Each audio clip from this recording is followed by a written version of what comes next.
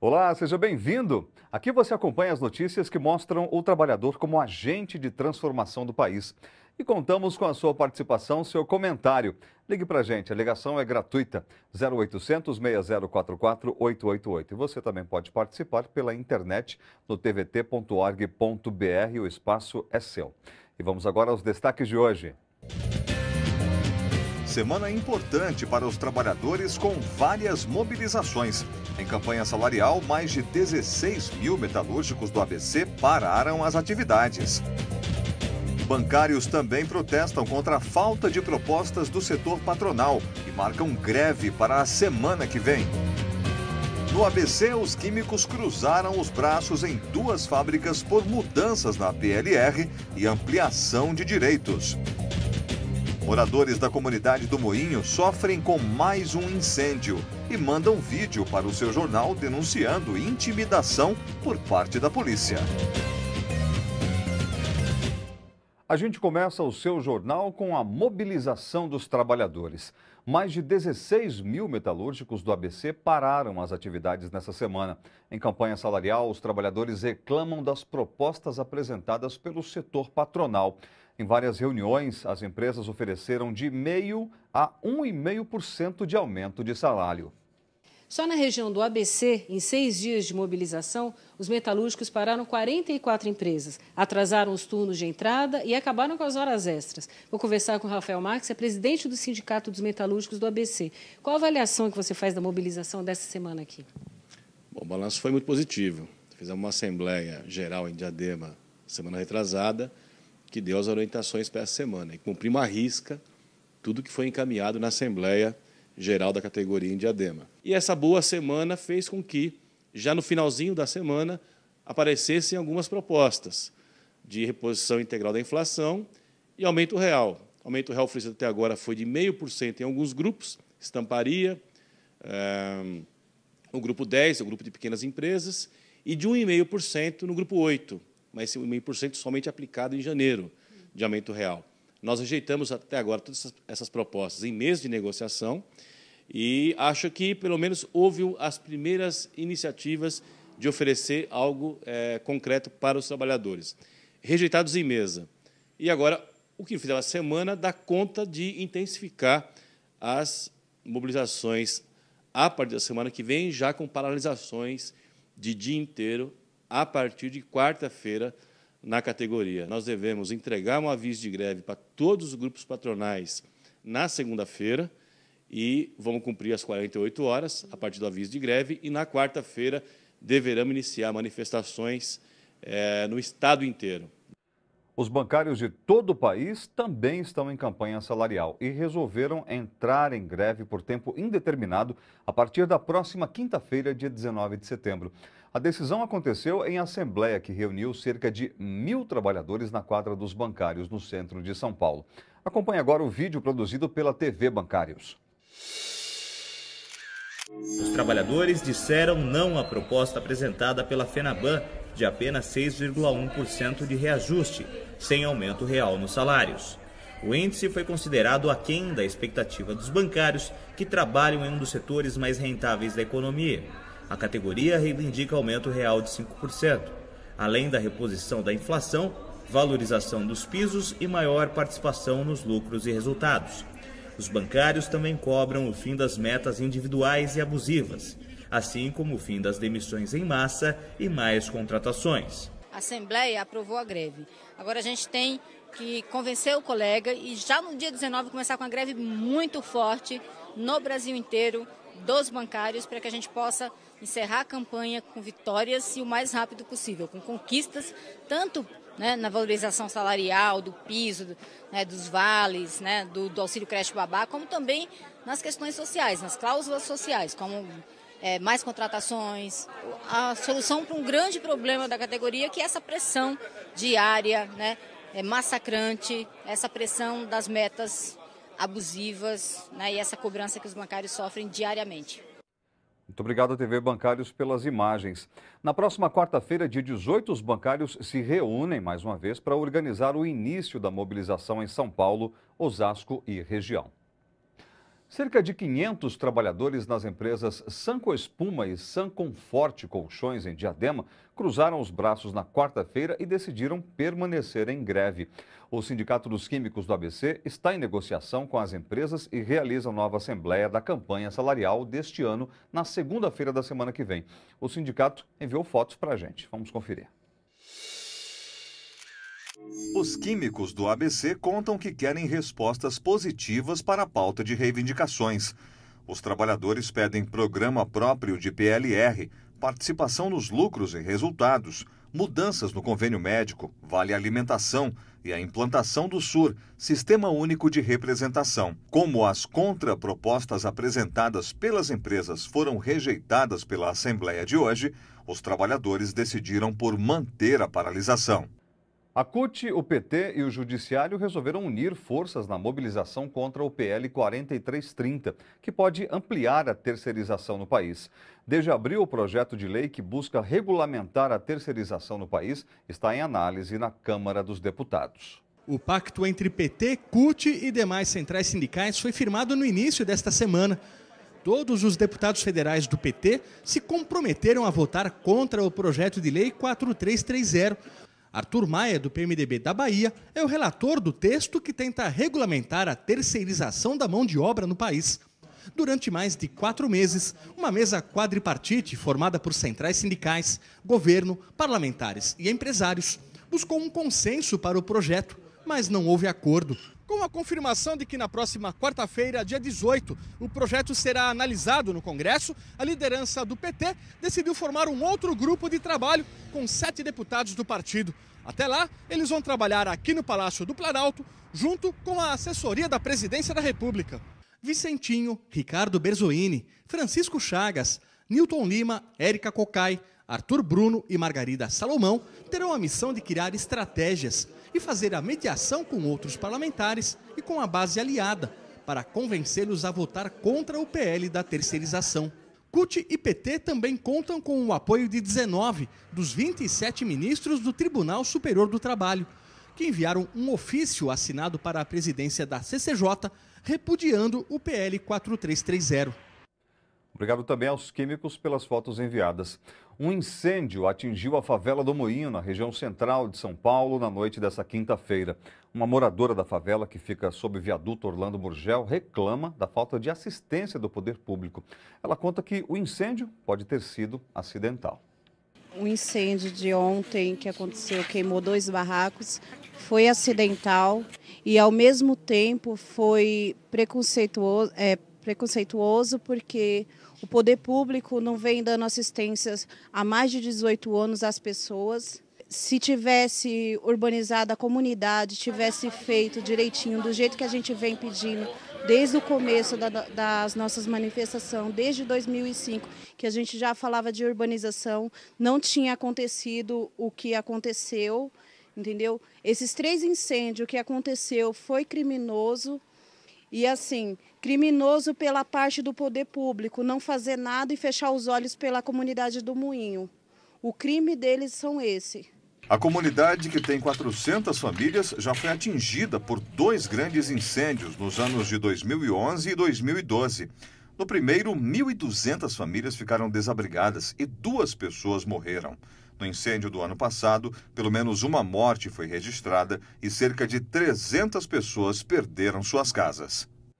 O seu jornal entrou em contato com a Secretaria de Habitação de São Paulo para saber como fica a situação das vítimas e das famílias vítimas do incêndio. A informação é que foi prestado atendimento de emergência com encaminhamento para um abrigo. 3 famílias foram cadastradas para projetos de habitação da Prefeitura e, no local, foram distribuídos colchões, cobertores, cestas básicas e kits de higiene. As famílias desabrigadas receberão auxílio moradia. Os moradores da favela do Moinho também reclamam de intimidação da polícia militar. Nós vamos conferir agora um vídeo enviado ao seu jornal. Moradores do Moinho estão apreensivos. Eles contam que a polícia militar vem fazendo visitas frequentes à comunidade. Uma delas aconteceu no último dia 7 de setembro, como mostram as imagens gravadas pelos moradores. Certinho aí? Tudo certo. O que é ONG isso aí? Não, é da Associação de Moradores. Vocês são da associação? Também. Boa tarde. Boa tarde. Sossegado aí? Tranquilo. Aqui que queimou, né? Do outro lado ali, na verdade, né? Que queimou esses dias foi do outro lado da ponte ali.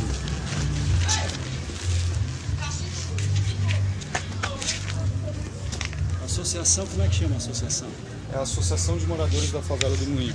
Neste momento, o policial pergunta sobre a reintegração de posse no Moinho. Essa comunidade aqui, ela tem previsão de sair ou não?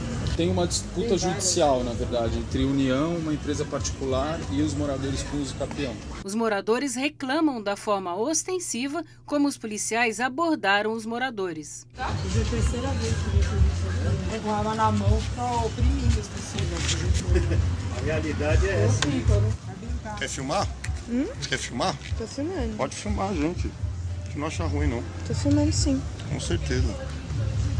Este outro vídeo, gravado no dia 10 de setembro, mostra o promotor de Justiça de Habitação e Urbanismo de São Paulo, Maurício Lopes, ligando para Eduardo Dias, assessor especial do secretário de Segurança Pública, Fernando Grela.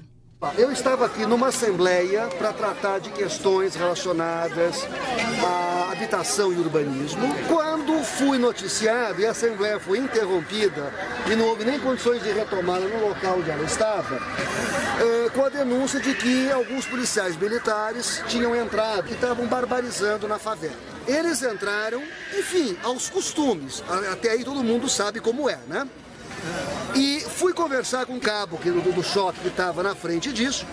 Ele me disse que, olha, tinham prendido 4 pessoas em cima do viaduto, que disseram que haviam comprado droga aqui no Moinho, tinham dado barraco, não encontraram o traficante, não encontraram droga. Os 3 interromperam a ação, ok? Saíram comigo do Moinho, mas teve relatos da comunidade que disseram que à noite o choque vai voltar.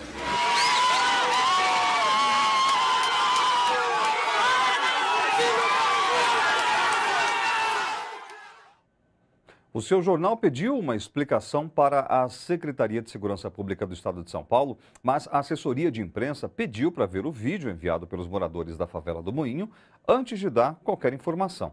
Nós esperamos que os assessores tenham visto esse vídeo colaborativo nessa edição e todos nós aguardamos a resposta. Mais jornalismo colaborativo com vitória dos movimentos sociais. A Justiça de São Paulo suspendeu a reintegração de posse em um dos terrenos da área Boa Vista, em Itapevi, em São Paulo, onde estão acampadas cerca de 200 famílias. Essas famílias querem que o local seja destinado à habitação de interesse social. Nós vamos conferir um vídeo feito pelo MST. Tem pessoas aqui, se sair daqui, vão ter que morar na rua mesmo, realmente. Então, eu acho isso na justiça. A gente sabe que aqui ao redor tem várias outras áreas que estão em situações regulares e só esperando especulação imobiliária. Então, a gente é contra isso e vai lutar contra isso. Por isso que estou aqui lutando também, né? Estou nessa luta, disposto a estar conseguindo uma moradia, que até mesmo é um direito nosso na Constituição, de todo cidadão brasileiro, trabalhador, ter um lugar digno para morar e colocar sua família. Parabéns pela conquista e que seja de fato resolvida essa situação o mais breve possível. As famílias estão esperando essa determinação da Justiça. Uma boa notícia, a taxa de mortalidade infantil no Brasil, de crianças até 5 anos, caiu 77% nos últimos 22 anos. Relatório da Unicef, divulgado hoje, mostra que em 1990, a taxa era de 62 mortes para cada 1.000 nascidos vivos. Em 2012, o índice caiu para 14. De acordo com os objetivos do milênio estabelecidos pela Unicef, o Brasil precisava diminuir a taxa para 21 mortes até 2015. O relatório também aponta que o país que mais superou a meta e teve o melhor desempenho entre as nações da América Latina foi o Brasil. Nós vamos agora fazer um rápido intervalo. Daqui a pouco tem dicas para o fim de semana e muito mais. Até já.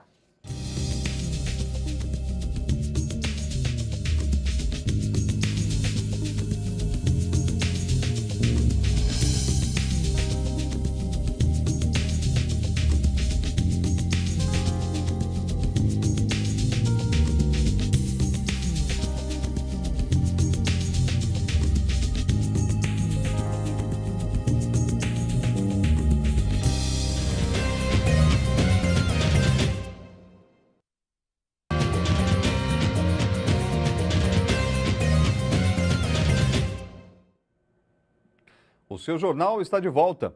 Estão em debate no país os leilões de petróleo. As opiniões são as mais diferentes. No meio dos movimentos sociais, centrais, sindicais e outras entidades da sociedade civil, a posição é claramente contra esses leilões. Em plenária nacional, eles discutiram um plano de lutas unificado. É que está marcado para o próximo dia 21 de outubro o leilão do Mega Campo de Libra, na Bacia de Santos. Esta reserva do pré-sal será o maior campo de exploração petrolífero já leiloado, não só no Brasil, como no mundo. Todos e todas somos contra o leilão do pré-sal. É um roubo das riquezas do povo brasileiro, porque está lá na Constituição. Toda a riqueza do subsolo, minérios e petróleo, pertence ao povo, não ao governo e nem à Petrobras. Para nós, leiloar o pré-sal significa privatização, significa entrega do petróleo brasileiro para as grandes corporações transnacionais. Isso não ajuda o país. Pelo contrário, quando se leiloa um petróleo dessa forma, ocorre que esse petróleo passa a ser exportado na forma bruta para os países grandes consumidores disso. Então nós vamos se transformar num grande exportador de petróleo bruto e não desenvolve a indústria, não gera, a riqueza não fica com o nosso povo. Quem é que vai disputar os leilões? As empresas multinacionais. E agora, agravado por essa denúncia de que os Estados Unidos espionou a presidenta, espionou a Petrobras para quê? Para pegar informações privilegiadas e as empresas americanas então disputar o leilão em melhores condições. Isso é uma afronta ao povo brasileiro e nós não podemos admitir. Nenhum país, nenhuma sociedade pode sobreviver sem ter garantido a energia, particularmente o petróleo, que é responsável por mais de 50% da energia do planeta, por mais de 90% de tudo que se move no planeta. Portanto, um olhar meramente econômico, como tratam alguns sobre essa indústria, é muito arriscado para as futuras gerações. A energia é estratégica para o desenvolvimento do país. Agora, ela é estratégica e ela garante a soberania quando isso for controlado pelo Estado e por empresas públicas. O Campo de Libra é um dos maiores campos de petróleo do mundo, né? Não se justifica esse leilão por argumento nenhum. Só o Campo de Libra corresponde a mais de 80% de todas as reservas que nós acumulamos em 60 anos. Transformando em dólar, a 1 trilhão e 500 bilhões de dólares. Isso é maior do que as reservas cambiais do país, isso é maior do que a dívida externa. Com esse dinheiro, a gente pode financiar uma saúde, educação de qualidade, fazer a reforma agrária, né? Podemos investir também em energias chamadas limpas. Isso não é um problema dos petroleiros, não é um problema da Executiva Nacional da CUT, é um problema de todos os sindicatos, da rede pública, de professores, dos servidores públicos, dos químicos, dos metalúrgicos, da indústria, do comércio, serviços, porque diz respeito à soberania nacional. A Agência Nacional do Petróleo, ligada ao governo federal, prevê mais investimentos para o país com os recursos dos leilões. Vamos agora ao noticiário internacional. A Conferência de Paz sobre a Síria está marcada para o próximo dia 23 deste mês, em Nova York. A data foi definida hoje em Genebra pelo secretário de Estado americano John Kerry e o chanceler russo Sergei Lavrov. A decisão foi tomada depois que o governo sírio enviou à ONU um pedido de adesão à Convenção Anti-Armas Químicas. O documento é parte do plano russo para controle internacional de arsenal químico na Síria e para evitar o ataque norte-americano à Síria, anunciado por Barack Obama. O comentário é de Flávio Guiar, direto de Berlim, na Alemanha. O fato é que a Rússia, que estava simplesmente numa posição defensiva com relação à questão síria, passou a ofensiva diplomática.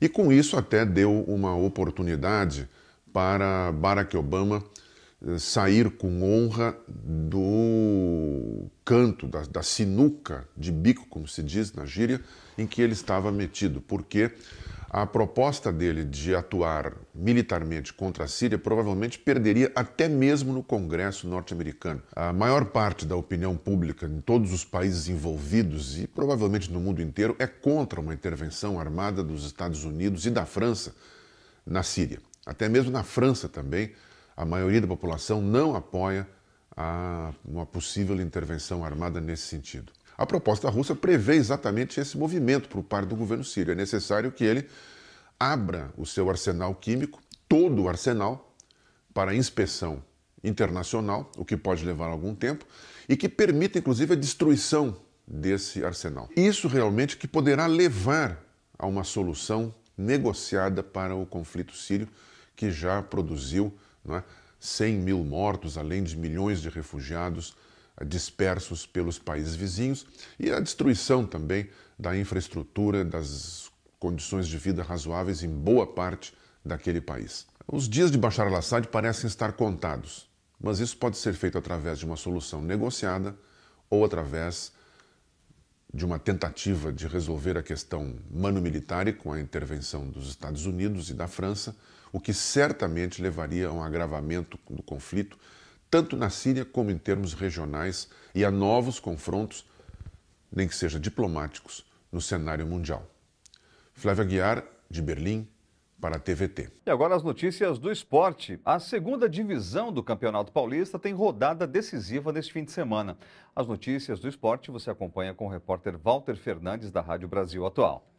A rodada deste fim de semana da segunda divisão do Campeonato Paulista define os últimos classificados para a quarta e decisiva fase da competição. Entre os times da região do ABCD, somente o Água Santa de Diadema, que pega o Fernandópolis nesse domingo às 10 da manhã, tem chances de classificação. O time diademense, com um empate, já garante a vaga. O Clube Atlético Diadema pega a Matonense, mas já está eliminado, assim como o União Suzano, que enfrenta o Assisense em casa, também já sem chances de classificação. Pela Série C do Campeonato Brasileiro, a TVT transmite nesse fim de semana 2 jogos, um no sábado a partir das 6h30, Vila Nova e Madureira, e nesse domingo tem Luverdense e Sampaio Corrêa, os 2 jogos às 6h30 da noite. A TVT transmite a 14ª rodada da Série C. O Guarani de Campinas é o líder do Grupo B da competição com 22 pontos. Walter Fernandes, da Rádio Brasil Atual, para a TVT.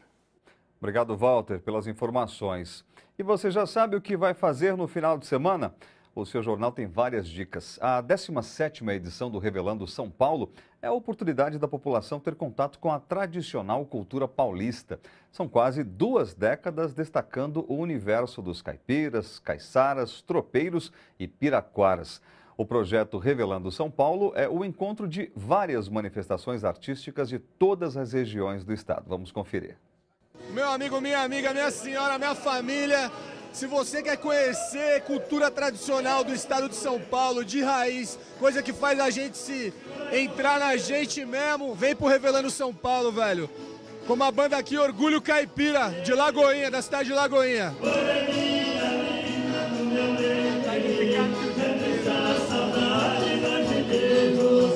Dá pra tirar um lazer bom aqui. Eu não perco um, isso aqui é muito bom. Estamos aqui revelando a cultura tradicional paulista. Dos 648 municípios do estado, estão cerca de 200 aqui, com a sua gastronomia, com as suas danças, com o seu artesanato particular de cada região e de cada município. Como é que é essa história de comida do lobisomem?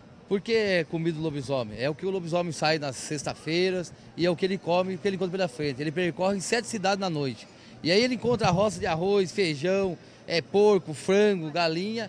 Aí ele pega e come o que ele encontra pela frente. E aqui vocês estão representando qual cidade? É Joanópolis, que é a capital do lobisomem. Tem muito lobisomem lá? Tem bastante. Você é um lobisomem? Não, eu não sou lobisomem, mas tem lobisomem lá. Mas você acha que o lobisomem ia se delatar a falar, eu sou lobisomem?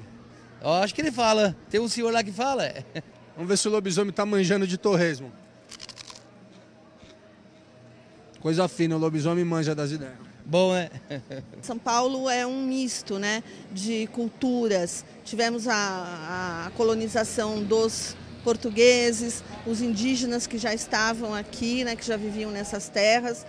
Depois a cultura afro. E aqui na Barraca de Canané você vai encontrar muita coisa louca também. Fala aí, meu amigo, tudo bem? Opa, prazer. Somos de uma região caiçara, né, que é do Vale do Ribeira. Mostra pra gente isso aí que tá na sua mão. Isso aí faz parte do artesanato tradicional? Um instrumento tradicional também nosso lá, que é para dançar nosso fandango lá, que é tocado com viola. Esse aqui é um dos instrumentos de percussão também, como... Como é que é o nome? chama tamanca.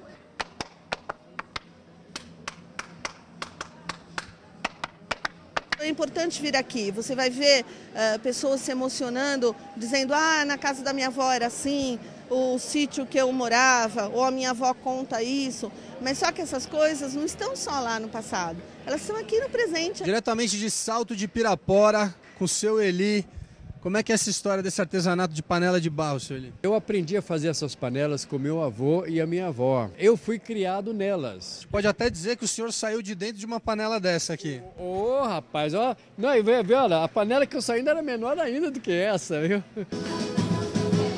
O que não falta é programação de qualidade, como esse balé folclórico de Abaçaí, São Paulo. Olha que coisa linda. Esse evento mostra que a cultura paulista, a cultura de raiz, permanece e resiste, né? Permanece e resiste, embora as pessoas digam o contrário, estamos aqui firmes e fortes para mostrar que a identidade é o mais importante. Pois é, a programação do Revelando São Paulo fica até o dia 22 de setembro no Parque do Trote, na Vila Guilherme, em São Paulo. Uma excelente dica para diversão para você e para sua família. Dessa vez a dica é para os bebês e os pais. Até o dia 16 acontece o 2º Festival Internacional de Teatro para Bebês. A programação reúne companhias de países como Dinamarca, Espanha, Canadá e também do Brasil. Os espetáculos são para as crianças de 6 meses a 4 anos de idade. A iniciativa ainda é pouco difundida no Brasil e é do grupo Sobrevento de Teatro da capital paulista.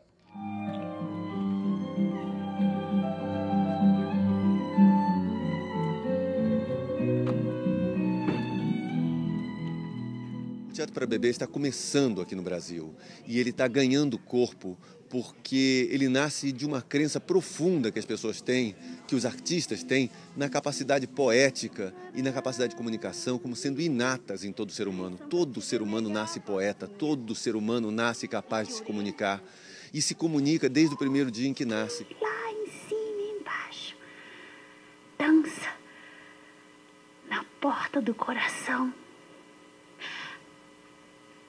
Fala nada para sua mãe, tá?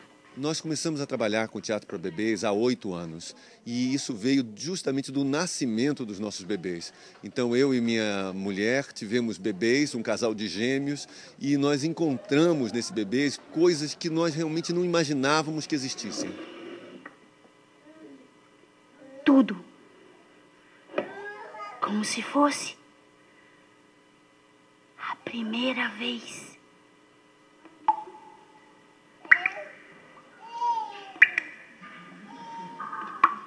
Aqui no Brasil ainda há muito preconceito com o teatro para bebês. Esse preconceito ou é fruto de ignorância ou de cinismo.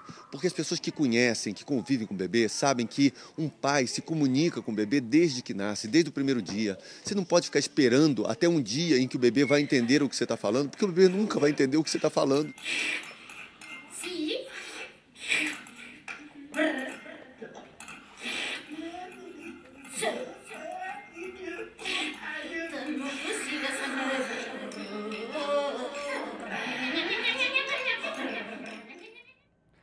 O 2º Festival Internacional de Teatro para Bebês vai até o dia 16 de setembro.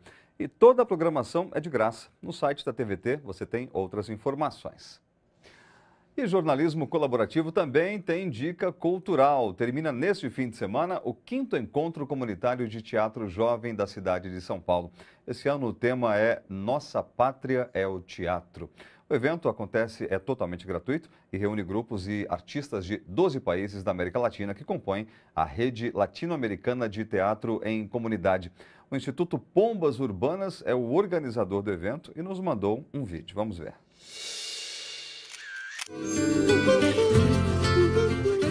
Sabemos que é o teatro que nos une.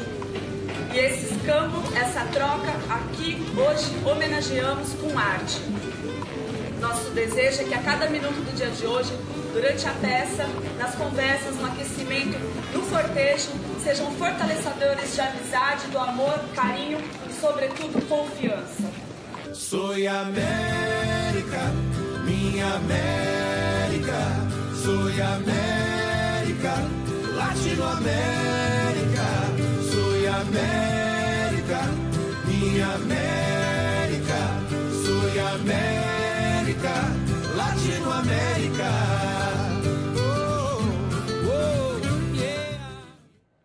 Muito obrigado pelo vídeo enviado ao Instituto Pombas Urbanas.